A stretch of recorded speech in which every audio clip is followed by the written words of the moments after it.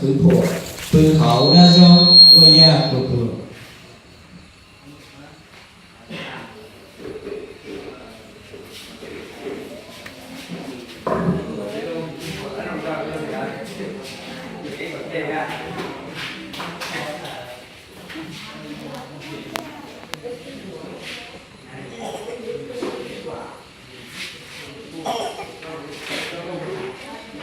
đúng đó này.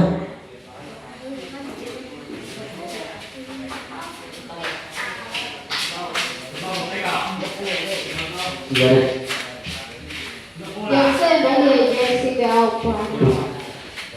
cái phê của đúng rồi này.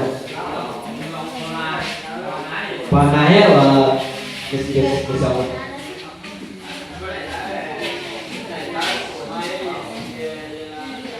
cho con biết là gọi lấy muốn mẹ khẩu lo đó.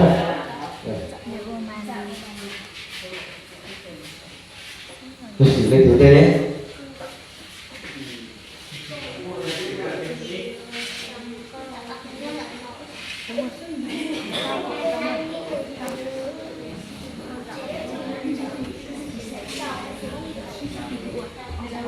Cho đi một xe cái chai, giờ sẽ chỉ linh đại về này cho biết tú mùi giờ được sau này, biết cho quá chữ nhau hậu được chế.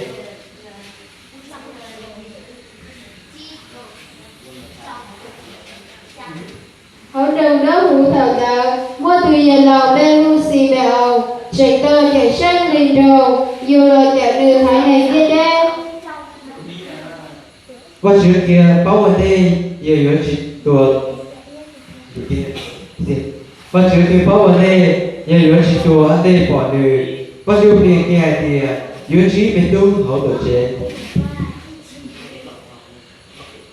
Con đâu lúc chung nhớ tổ, lúc nào tập của nên tu